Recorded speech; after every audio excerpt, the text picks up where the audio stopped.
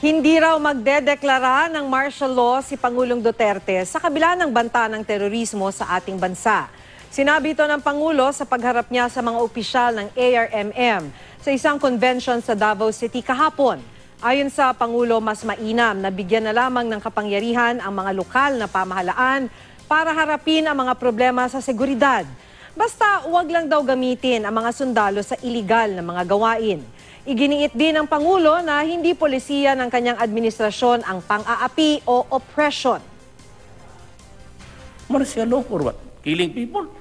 I would rather empower every mayor. Huwag lang ninyo gamitin sa iba. Pero kung manggaling pa sa akin mag-martial law, kalukuhan niya. Nag-martial law mo tayo noon. Ano nangyari? Gumaling ba ang buhay natin hanggang ngayon? Wala.